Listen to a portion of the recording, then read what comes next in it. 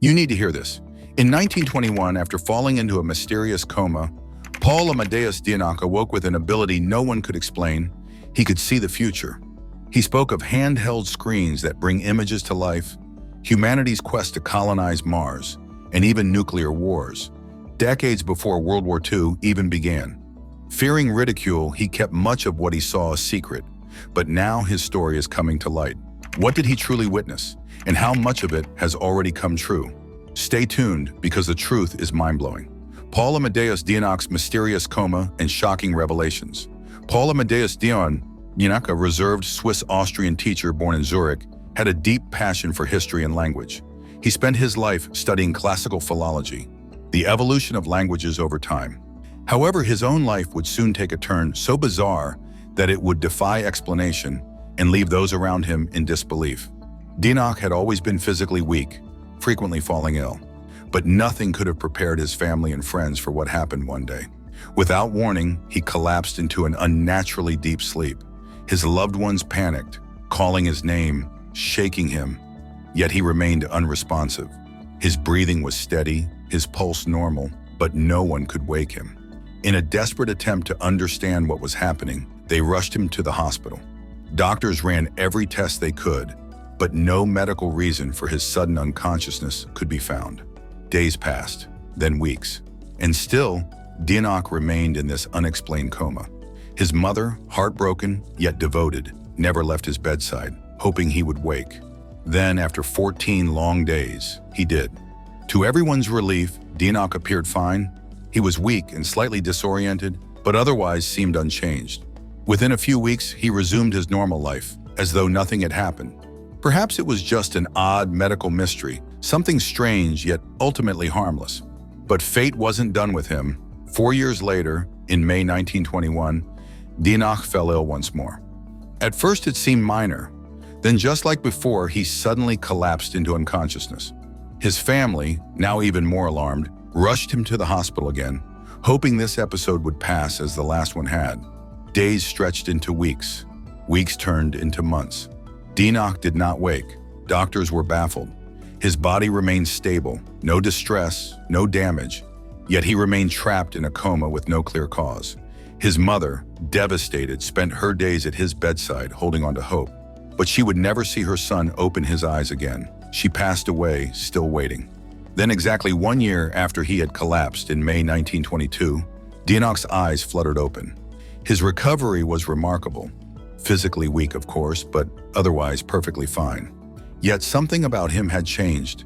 He was distant and withdrawn, barely speaking to anyone except for one person, his priest. Before his coma, Dienach had been skeptical of religion, often questioning its teachings.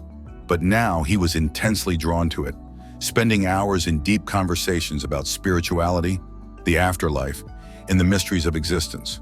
When asked what had changed, he simply said, "There's much more to this world than we know." Yet despite countless questions, he refused to reveal what had happened to him during his coma. What had he seen? What had he experienced? No one knew. In the months that followed, Dienach's health took another hit, this time tuberculosis. His doctors urged him to move to a warmer climate to improve his chances of survival.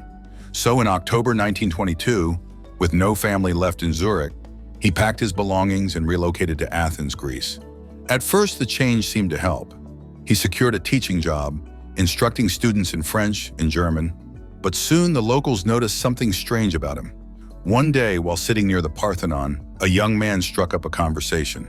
He remarked on how people thousands of years ago had likely sat in the same spot, gazing at the ancient ruins. If one ignored the modern surroundings, he mused, it would be like stepping back in time. Dienach agreed, but then said something unnerving. "And in 2,000 years, if someone sits here and ignores everything around them, it will be like stepping into the future. Except then, the bars will be gone." The young man was confused. At the time, protective metal barriers surrounded the Parthenon to preserve its structure. "What do you mean?" he asked. Dienach simply replied, "They won't be there. They will have been removed." His tone was calm, certain, too certain. The young man, feeling uneasy, quickly ended the conversation and walked away. Dienach's unsettling presence disturbed many, but one person admired him, his student, George Papahatsis. The two grew close, and over time, Dienach confided in him about his past. Yet despite their friendship, there was still one thing Dienach refused to discuss: his coma experience. Still, even without words, there was something about him that suggested he had witnessed something extraordinary, something that had changed him forever. Then, in April 1923, just 6 months after moving to Greece, Dienach's tuberculosis worsened. His body grew frailer, and he could feel his time running out. But before he left this world, he had one last mission: to finally put into words what had happened during his mysterious coma. For months, he struggled to recall the details. But then, as if a locked door had suddenly swung open, the memories came rushing back. Every image, every sensation, every revelation, clear and vivid. He knew he had to write it all down before it was too late. Day after day, he poured his experiences onto paper, recording every detail of what he had seen. Whatever he had witnessed had turned a skeptic into a believer. But why had he been so reluctant to speak of it? What had he seen that changed him so profoundly? And why was he so reluctant to share it? Stay right where you are, because what comes next is beyond imagination. The Diary of a Lost Soul. For nearly 50 years, the name Paul Amadeus Dienach faded into obscurity, forgotten by history. That was until 1972, when his former student, George Papahatsis, published a book that changed everything. It wasn't just any book, it was a translation of Dienach's diary, a document never meant to be shared with the world. Dienach had entrusted the diary to Papahatsis years earlier, instructing him to use it as practice material for translating German into Greek.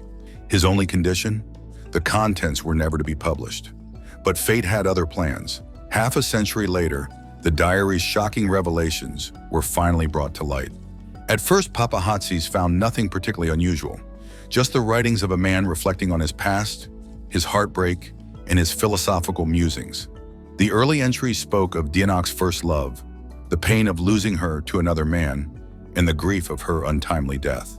But as he kept reading, the tone changed. The words became cryptic, as if Dienach was trying to convey something without outright saying it. As his final days approached, however, he let go of all restraint. His words became frantic, urgent, like a man desperate to record a truth too impossible to believe. What he wrote was nothing short of extraordinary. According to Dienach, the moment he fell into a coma, he found himself waking up in an unfamiliar place. A group of strangers stood over him, observing him closely. He was lying in what appeared to be a hospital bed, yet the room around him was unlike any medical facility he had ever seen. Through the window, he saw a surreal landscape, rolling hills bathed in hues of blue and green, blending in ways that defied nature. The walls glowed with a soft pink light, reflecting off a crystal embedded in the structure. Was this heaven? Had he somehow died and crossed into the afterlife? Or was this something else entirely? As he struggled to make sense of his surroundings, he came to a shocking realization. This was a hospital, but one unlike anything from his time. For 9 days, he remained bedridden, unable to move, his mind clouded with confusion. But on the 10th day, something changed. He could sit up, walk, and, against all medical logic, felt completely recovered. His rapid healing stunned him, but what happened next terrified him to his core. Since his arrival, his head had been wrapped in bandages. He had assumed he had suffered some sort of injury. But when the nurse finally removed them, Dienach turned to a mirror, and what he saw nearly broke him. The face staring back at him was not his own. The man in the mirror was a stranger. Panic set in. Who was he? What had happened to him? Why was he in another man's body? His distress was so severe that the medical staff kept him isolated, allowing only 2 doctors, the chief physician and another specialist, to communicate with him. But there was another problem. He couldn't understand their language. This was particularly unsettling given his expertise in classical languages. The speech sounded vaguely Scandinavian, but beyond that, it was incomprehensible. Over time, he began picking up fragments of conversations. One name kept surfacing: Andreas Nordum. From what he gathered, this was the man whose body he now inhabited. Then came the revelation that shattered everything he thought he knew. Andreas Nordum had died in an accident. His brain had been frozen, and doctors had managed to revive him, or at least that's what they believed. But Dienach knew the truth. Andreas Nordum had not come back to life. Instead, he, Paul Amadeus Dienach, had somehow woken up inside Nordum's body. He kept his secret, terrified of what might happen if he revealed the truth. But just when he thought things couldn't get stranger, he made a discovery that sent him spiraling into another crisis. He was not in the year 1921. He was in the year 3906. The shock was overwhelming. How had he traveled 2,000 years into the future overnight? Had he truly left his own body behind? Or was he caught in some twisted illusion? The weight of this realization was too much. Dienach found that he could no longer sleep. Ironic, given that all of this had started with an unexplained sleep disorder. But his journey was far from over. Dienach was soon introduced to a group known as the Lectors, men who exuded a regal, almost divine presence. The moment he saw them, he collapsed in tears, confessing everything, begging for answers. But instead of giving him clarity, the Lectors only spoke in riddles about reality and human perception, cryptic messages that left him with even more questions.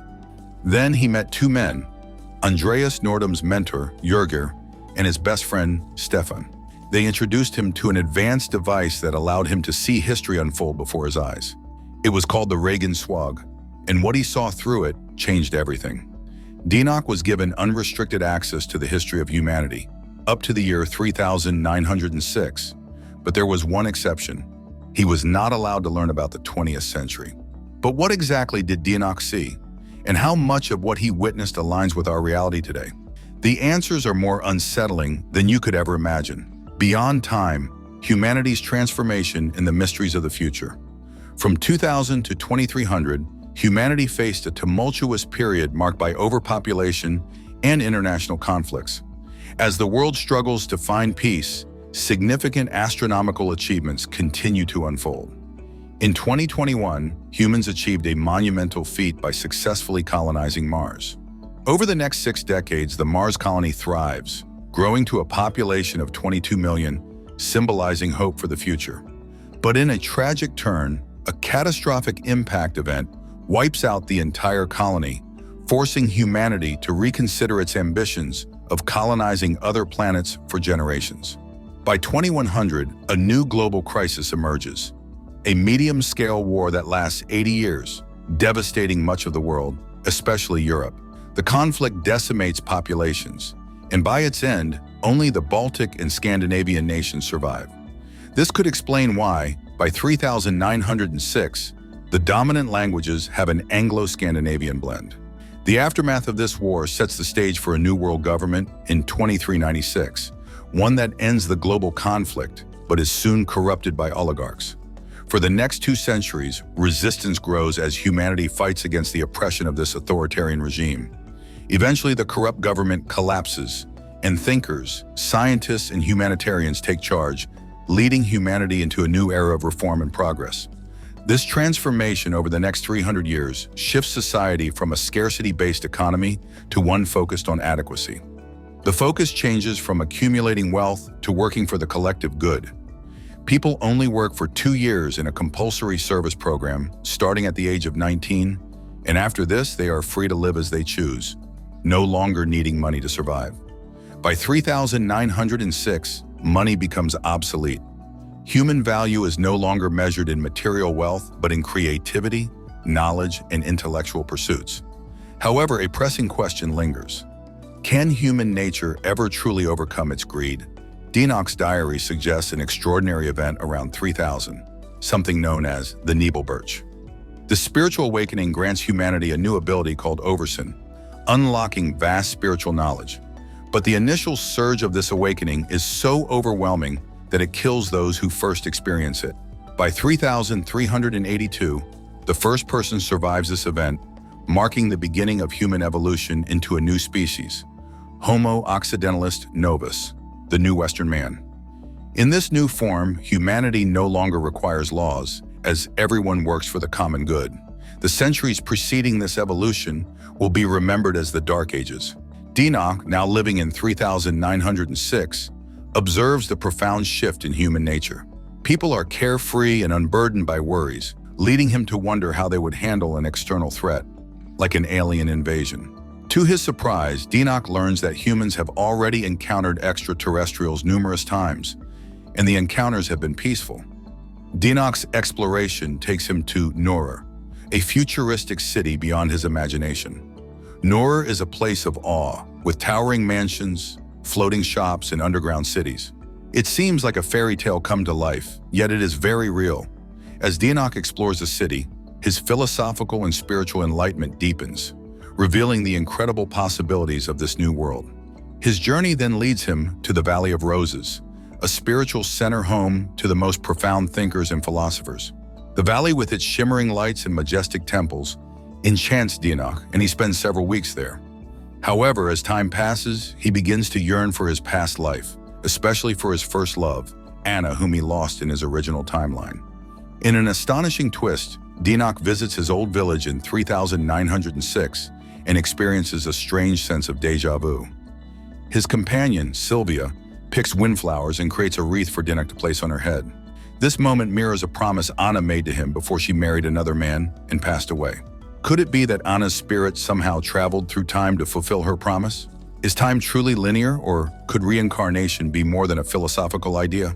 Dienach's experience challenges everything we know about time and existence, leaving us with a powerful question. What if humanity can transcend time and space in ways we cannot yet understand? How could such extraordinary events be explained from a scientific point of view? Could there be a hidden truth behind these remarkable phenomena that science has yet to uncover? Stay tuned. Paul Amadeus Dienach's predictions, fact or fiction? Let's dive into something truly intriguing. You might think the story sounds too unbelievable to be real, but before dismissing it, let's take a closer look. Many of Paul Amadeus Dienach's predictions turned out to be shockingly accurate. His diary foresaw key events of the 21st century, ranging from environmental crises and the rise of individualism to the threat of nuclear warfare. He also predicted futuristic concepts like Mars colonization, flying cars, holograms, and even contact with extraterrestrial life. These ideas seem remarkably close to our reality, considering Dienach wrote them in the early 1920s, long before such developments occurred. At the time Dienach was writing, the world had not yet experienced World War II, and scientific advancements were just beginning to accelerate. The Manhattan Project, which led to the creation of nuclear weapons, had not yet been initiated. How could Dienach have known about these advancements or predicted future events so accurately? There are two possible explanations. One, Dienach had access to knowledge that shouldn't have been available to him at the time. Or two, he somehow had a way of glimpsing the future. To help illustrate this, let's look at a real-life example. In 2012, Alpha Kaba, a 29-year-old man in North London, was cycling when he was hit by a van. Although his injuries appeared minor, a CT scan revealed that his brain had shifted within his skull. After surgery, he slipped into a coma for 3 weeks. Upon waking, Kaba had vivid memories of things that never happened, like a life with a pregnant girlfriend, owning a private jet, and attending an MI6 interview. The problem? None of these events had occurred. How can this be explained? Memory is not like a recording device. It doesn't store events as they happen. Instead, our memories are mental constructs that our brains continuously reshape. A 2015 study by Julia Shaw demonstrated how people can be convinced they've committed crimes they never did, just through suggestive interviews. Memories are flexible, built from fragments of real experiences, and when there are gaps, like after a coma, the brain may fill them with fictional stories. Kaba's memories were based on fragments of his life before the accident, like his family's history with twins or his past application to MI6. His brain simply assembled these pieces into a story he believed was real during his coma. Could something similar have happened to Dienach? Perhaps his brain, while processing the confusion of a coma, created memories of a future shaped by ideas he had been exposed to, like philosophy or futuristic technology. His mind could have imagined a utopian world as a way to explain the time gap. Another theory is that Dienach's predictions might not be the result of memory loss. Some believe The Shadow Out of Time, a science fiction novel by H.P. Lovecraft, inspired his story. In this story, the protagonist wakes up in a different timeline after a coma. The parallels with Dienach's tale, coma, time travel, and a changed reality are striking. The mystery deepens when we look at Dienach's supposed existence. Despite claims that he lived in Zurich and Athens in the 1920s, records show no trace of a Paul Amadeus Dienach. Additionally, the diary he allegedly wrote disappeared, only to resurface in the 1960s. Is the story of Paul Amadeus Dienach true? We may never know. But other time travel stories are more convincing, like one in 2006 where a man from 1958 allegedly appeared in Ukraine with tangible proof, including photographs. While time travel remains an enigma, one thing is clear: reality can often be stranger than fiction. Do you truly believe this could happen? Please share your thoughts in the comments section. Remember to like and subscribe,